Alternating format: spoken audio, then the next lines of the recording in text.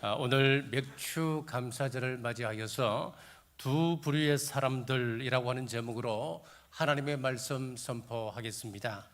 어느 목사님이 기차를 타고 여행을 하게 되었습니다.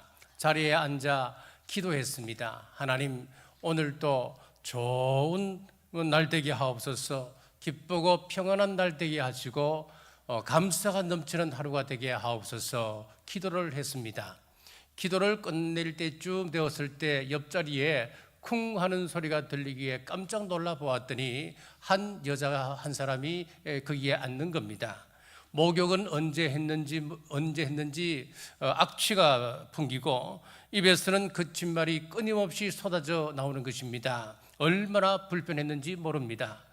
범사에 감사하라고 하는 말씀이 떠올랐습니다마는 도무지 입으로 감사할 수가 없었던 겁니다. 그때 하나님께 이렇게 기도했습니다. 하나님, 이런 상황 속에서도 감사해야 하나요? 그때 문득 생각이 떠오릅니다. 하나님, 이 여인이 내 아내가 아닌 것이 감사합니다. 잠시 동행하고 가는 이것도 참 불편하고 힘든데 평생 이런 여자와 함께 산다고 하니 얼마나 끔찍한지 모르겠습니다. 감사합니다. 그렇게 기도했다는 겁니다. 사랑하는 여러분, 우리가 마음을 바꾸고 생각을 달리하면 감사는 충분히 찾아낼 수 있는 것이라는 것이지요. 감사는 조건이 아니라 삶을 바라보는 시선에서 시작됩니다. 오늘 본문의 배경을 살펴보겠습니다. 어느 날 주님께서 갈릴리와 사마리아 사이를 지나가십니다. 그때 10명의 나병 환자들이 예수님께서 오신다고 하는 소문을 듣고 몰려와서 선생님, 우리를 불쌍히 여기소서. 당시 나병은 하나님의 저주로 여겨졌습니다. 그래서 사람들과 격리되어서 깊은 골짜기에 따로 생활했었습니다. 혹 사람이 가까이 오면 이렇게 외쳐야만 했습니다. 나는 나병 환자입니다. 가까이 오지 마세요. 만약 이 말을 하지 아니하면 죽여도 아무런 문제가 되지 않았습니다. 그렇게 세상으로부터 버림받은 존재였습니다. 그런 그들이 예수님께서 지나가신다고 하는 소문을 듣고 죽기 살기로 쫓아와서 선생님, 우리를 불쌍히 여기소서. 예수님은 그들의 외침을 외면하지 않으셨습니다. 가서 제사장들에게 너희 몸을 보이라 하셨습니다. 그런데 너무 무성의하지 않습니까? 자기들은 마지막 희망을 걸고 왔는데 안수 기도는 고사하고 그저 제사장에게 찾아가서 몸을 보이라니요. 그러나 이것은 단순한 지시가 아니었습니다. 믿음의 행동을 촉구하는 말씀이었습니다. 14절입니다. 보시고 이르시되 가서 제사장들에게 너희 몸을 보이라 하셨더니 그들이 가다가 깨끗함을 받은지라. 가다가 깨끗함을 받게 되었습니다. 예수님의 말씀에 순종하며 가다가 깨끗하게 되었다는 겁니다. 이것이 하나님의 은혜입니다. 자격이 있어서가 아니라 누구든지 우리 주님께 나오면 하나님은 은혜 주십니다. 이것을 우리는 은혜의 보편성, 그렇게 말합니다. 요한복음 7장 37절에 누구든지 목마르거든 내게로 와서 마시라. 여기에 보면 누구든지라고 했습니다. 예수님 안에는 인종도 성별도 과거의 잘못도 걸림이 되지 않습니다. 자, 그러나 중요한 것은 우리가 하나님 앞에서 기적을 경험했다고 해서 다 구원받는 것은 아니라고 하는 사실입니다. 10명이 고침을 받았지만 예수님께로 돌아온 사람은 단 한 사람밖에 없었습니다. 첫째, 감사치 않는 사람들입니다. 17절입니다. 예수께서 대답하여 이르시되 10명이 다 깨끗함을 받지 아니하였느냐? 그 9은 어디 있느냐? 고침 받았는데 그들이 왜 감사치 않았을까요? 자, 어떤 목사님이 이 부분을 아주 재미있게 각색을 했습니다. 저도 각색한 부분을 다시 새롭게 각색해서 봅니다. 첫 번째 사람은 자기 피부가 좋아진 건 맞는데 혹시 이건 일시적인 현상이 아닐까? 과학적으로 확실하게 검증하고 난 다음에 내가 예수님께 나가 감사해야지. 감사를 뒤로 미뤘습니다.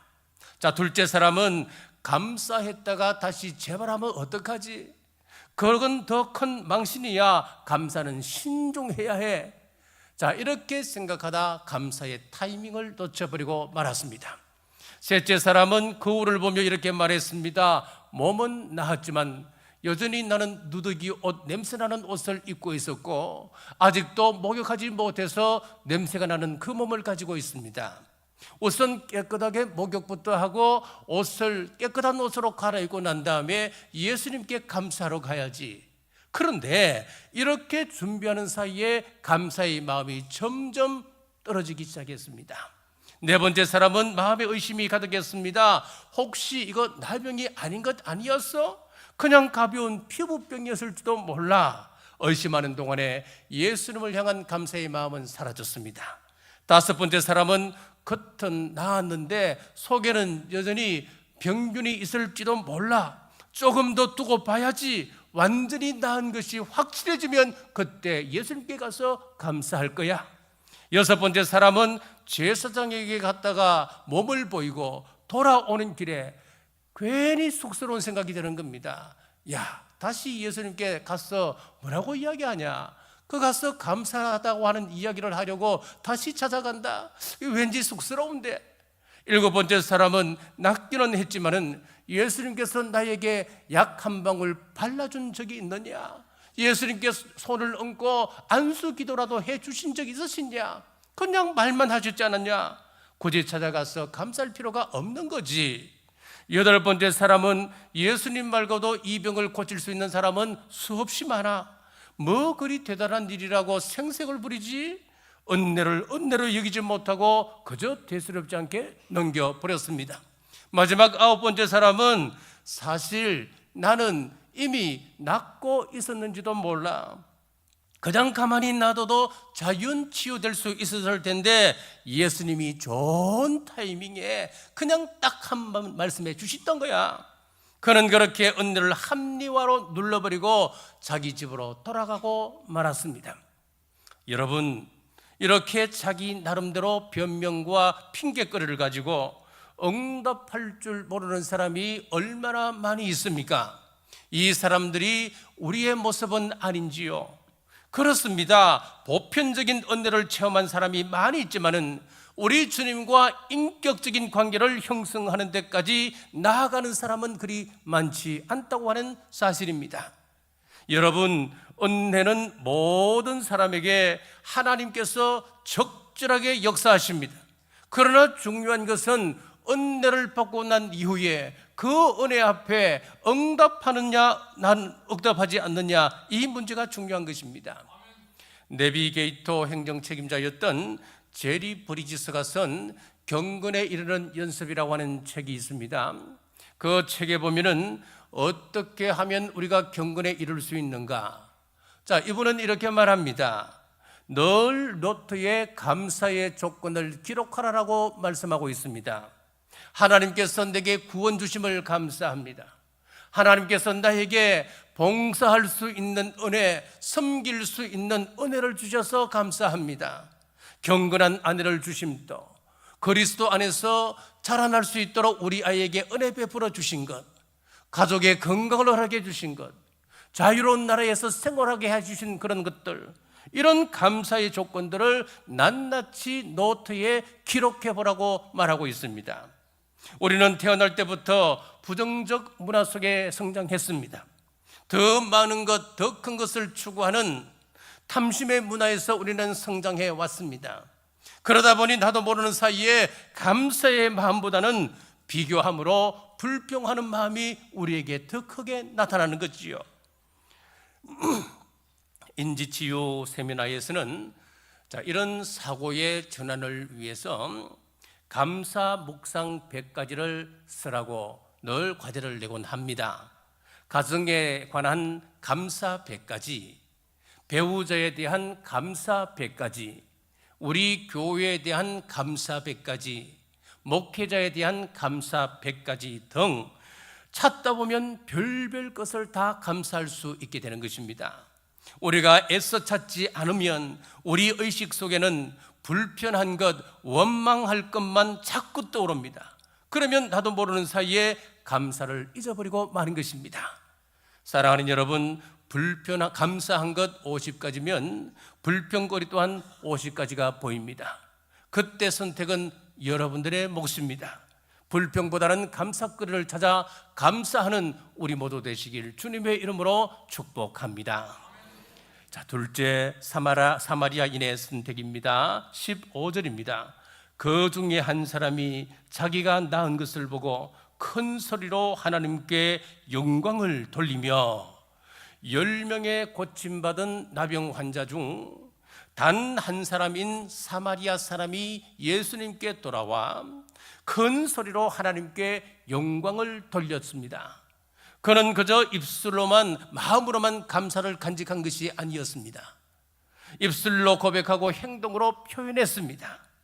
하나님은 우리가 마음으로 감사하는 것도 기뻐하시지만은 감사로 예배 드릴 때 그분의 이름이 영광스럽게 되는 것입니다. 시편 50편 23절에 보면 이런 말씀이 있습니다. 우리 같이 한번 읽어보겠습니다. 감사로 제사를 드리는 자가 나를 영화롭게 하나니 그 행위를 옳게 하는 자에게 내가 하나님의 구원을 보이리라. 아멘. 자, 여기 보시면은 감사는 하나님을 영화롭게 하는 예배의 행위라는 겁니다. 하나님의 구원을 경험할 수 있는 통로라고 말씀하고 있는 것입니다. 그런데 우리는 종종 표현에 인색합니다.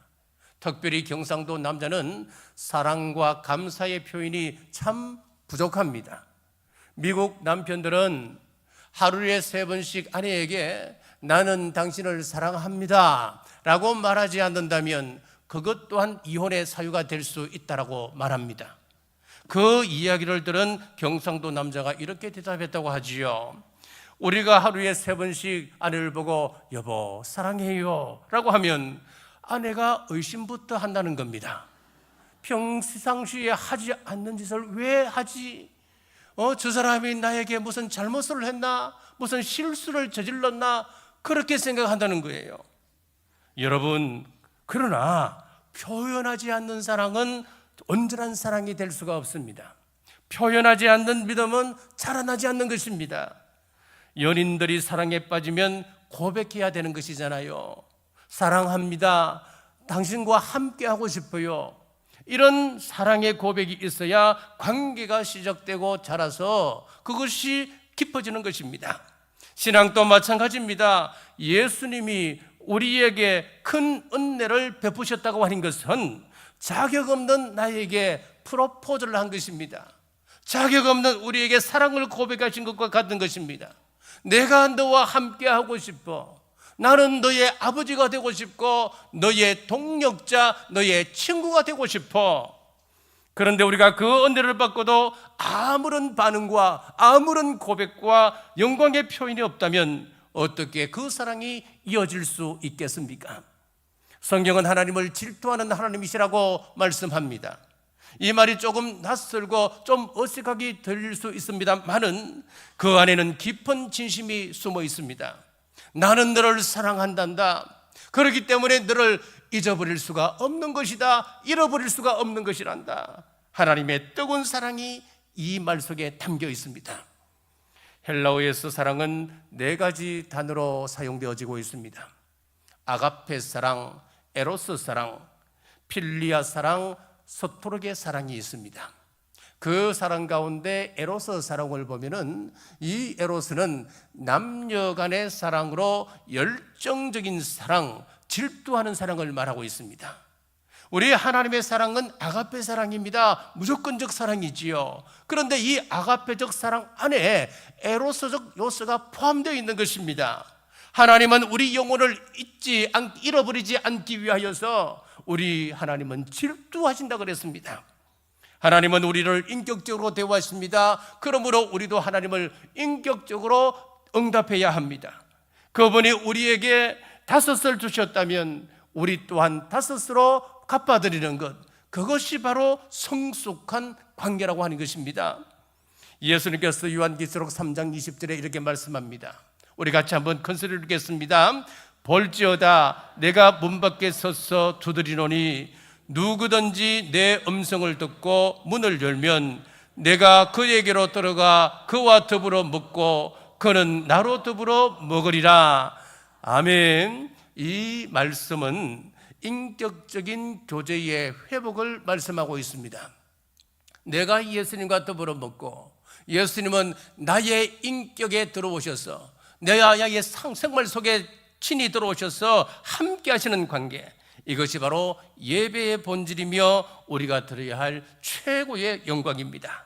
사랑하는 여러분, 주님께로 돌아와 영광 돌리는 것, 그것이 진정한 믿음의 시작을 믿으시고 날 구원하신 예수님께 나와 영광 올려드리는 우리 모두 되시길 주님의 이름으로 축복합니다.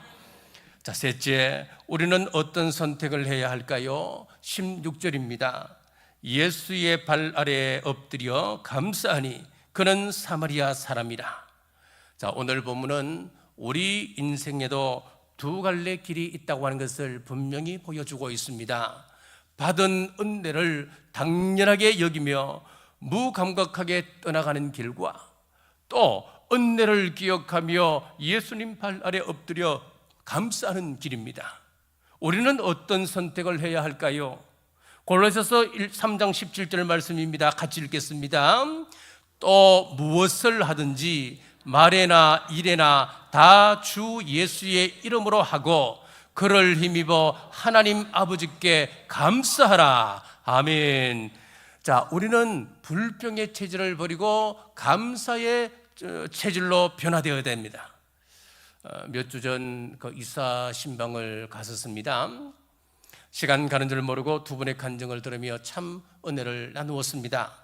목사님, 지금이 우리 인생에서 가장 행복한 때입니다 라고 했습니다. 사실 이 가정의 지난 날은 결코 평탄하지 않았습니다. 10년을 휴일 없이 열심히 피땀 흘리며 살아오셨다고 했습니다. 하지만 믿었던 사람들에게 여러 번 돈을 떼어셨고 그 돈만 다 받아도 경주에서 가장 좋은 아파트를 사고도 남았다는 거지요. 그만큼 억울함과 상처가 컸던 세월이었습니다. 자, 그러던 중 17평 작은 아파트에 이사를 하게 되었는데 그때가 세상 무엇과도 바꿀 수 없는 가장 감사한 시절이었다라고 말했습니다. 그리고 이번에 새로 지은 넓은 아파트로 이사를 하셨어요. 작은 집에서도 행복했기 때문에 지금이야말로 말할 수 없이 감사하다 하셨습니다. 이 이야기를 들으며 저는 깊은 생각을 한 것이 하나 있습니다. 감사는 형편이 좋아서 하는 것이 아니고 기억에서 피어나는 마음이라고 하는 것을요. 집사님, 권사님이 잃어버린 그 무엇보다 내게 주신 그 은혜를 바라보는 믿음을 선택했습니다. 우리 신앙도 그래야 합니다. 그래야 하나님의 은혜가 더 풍성히 부어지게 됨을 성경은 약속하고 있습니다. 자, 사랑하는 여러분, 지금 몹시 힘든 시간을 보내고 계신가요? 그러면 한때 힘들고 어려웠던 그 순간을 한번 기억해내 보십시오. 떠올려 보십시오. 그 시간을 돌아보면 오늘 우리가 얼마나 큰 은혜 속에 살아가고 있는지 감사가 절로 나오게 될 것입니다. 덴마크가 낳은 세계적인 동화 작가 한스 크리스티안 안데르센이 있습니다. 그의 삶은 동화 속의 주인공과는 달리 참으로 힘들고 고단한 인생을 살아왔습니다. 그는 가난한 구두수순공의 아들로 태어나서 어려운 환경 속에서 자라났습니다. 어린 시절 외모에 대한 깊은 컴플렉스로 인하여서 사람들의 눈을 피하게 되었고 인정과 함께 지나는 시간이 훨씬 더 많았습니다. 키는 유난히 크고 말랐습니다. 손발은 크고 코도 컸습니다. 얼굴은 길고 주걱턱이라 사람 앞에 서는 것이 두려움이었습니다. 게다가 집안 사정까지 넉넉지 못하여 제대로 된 교육조차 받지 못했습니다. 하지만 그 안에는 빛나는 것이 하나 있었습니다. 바로 신앙이었고 감사였습니다. 그는 고난 속에서도 감사를 놓지 않았습니다. 연극 배우의 꿈을 안고 코펜하겐으로 갔지만은 발음이 부정확하고 몸이 뻣뻣하여서 연극 무대에서 그리 인정받지 못했습니다. 그러나 감사로 좌절을 이겨낸 그는 이번에는 무용에 도전하게 되었습니다만은 신체적 한계로 인하여 또 한 번 고배를 마셨습니다. 그럼에도 그는 포기하지 않았습니다. 글 쓰는 재주가 있었습니다. 그래서 라틴어 학교에 입학하여 체계적인 맞춤법 공부를 하였습니다. 마침내 전 세계 어린아이들의 마음을 울리는 동화 작가가 되었습니다. 안데르센의 작품은 그의 삶 그 자체였습니다. 시론의 아픔은 인어공주의, 가난한 가족의 슬픔은 성냥팔이 소녀의, 외로웠던 어린 시절은 미운 오리 새끼에 고스란히 녹아 있습니다. 그의 인생은 결코 순탄하지 않았지만 고난의 순간마다 원망 대신에 감사를 선택했습니다. 그래서 그는 세상에서 가장 아름다운 동화 이야기를 남기게 된 것입니다. 사랑하는 여러분, 지금 고난 가운데 계십니까? 고난 속에서도 감사를 놓지 않았던 안데르센이 고난을 위대한 작품으로 성화시켰던 것처럼 우리도 가장 힘들었던 순간을 떠올려 보십시오. 그러면 지금 이 고난을 아무것도 아닙니다. 그 고난을 지나 지금까지 이 자리에 서 있기까지 하나님 손길이 함께 하셨음을 우리는 분명히 보게 될 것입니다. 성경에 나타난 믿음의 사람들은 모두 다 감사의 사람들이었습니다. 다윗을 보십시오. 좋은 일을 만났다든지 환경이 좋아서가 아니라 사울 왕에게 쫓겨 광야의 고통을 당할 때도 그는 감사했습니다. 시편 116편 12절에서 13절입니다. 같이 읽겠습니다. 내게 주신 모든 은혜를 내가 여호와께 무엇으로 보답할까? 내가 구원의 잔을 들고 여호와의 이름을 부르며.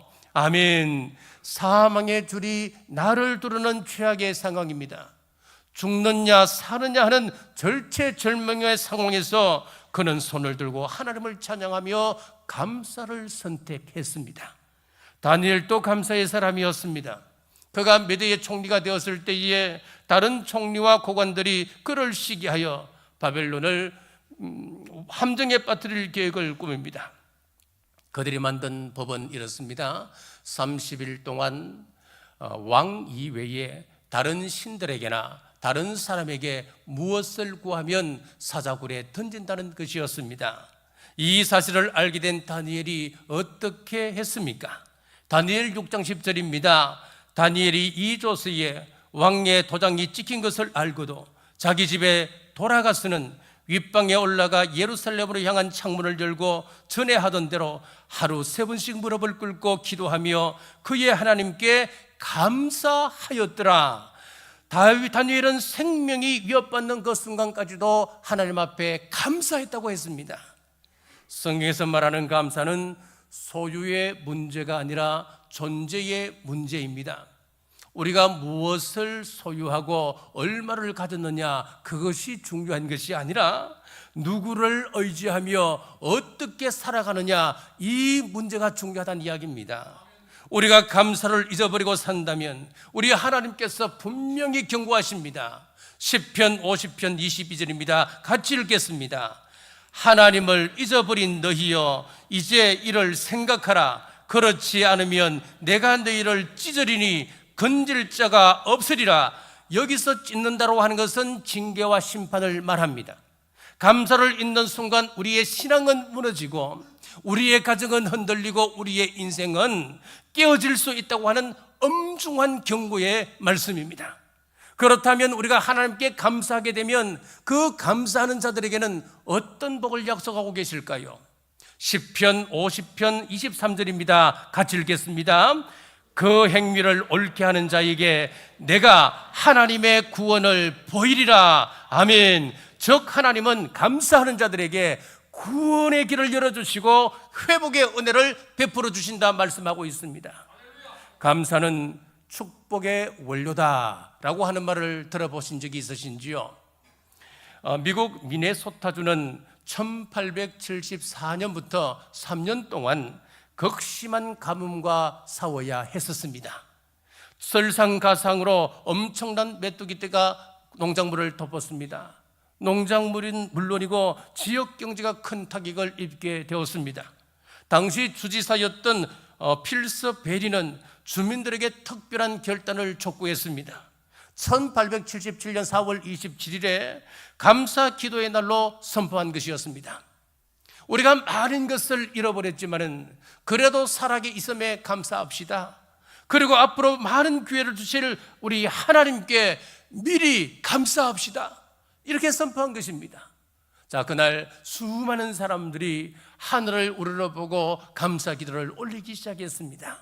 그리고 며칠 뒤 기적이 일어났습니다. 하늘을 새카맣게 덮고 있던 메뚜기 떼가 자취도 없이 사라지고 만 것이었습니다.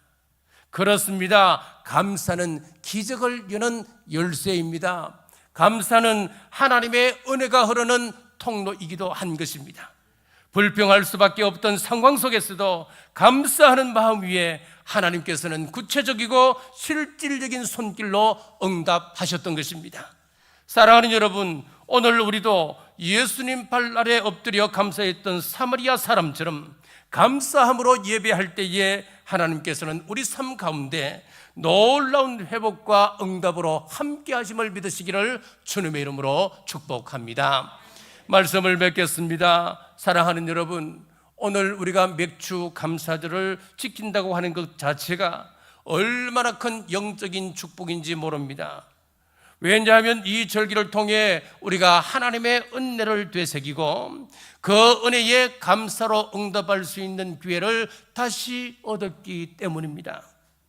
노만필 목사님에게 한 실패한 사업가가 찾아왔습니다. 목사님, 그 사람은 이렇게 말합니다. 재산도 다 잃어버렸습니다. 내가 어렵게 살아왔던, 수년 동안 살아왔던 그 명예도 다 사라지고 말았습니다. 나는 아무것도 없습니다. 그때 목사님이 이렇게 말했습니다. 아내는 있습니까? 예, 있습니다. 자녀들은 있습니까? 3명의 아들이 있지요. 친구는 있습니까? 몇 명의 친구가 있습니다. 건강은 하시지요? 네, 건강은 이상 없습니다. 아니, 그러면 아직도 당신은 많은 것을 가지고 있군요. 그렇습니다. 없는 것 때문에 원망하지 마시고 있는 것으로 감사하는 여러분 되시기를 바랍니다.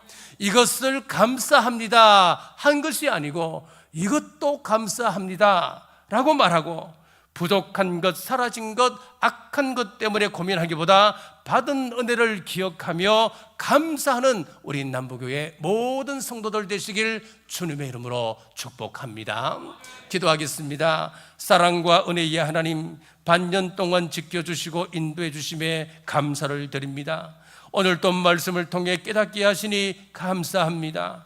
감사는 형편이 아니라 시선의 문제임을 알게 하시고 받은 은혜를 기억하며 살아가게 하옵소서.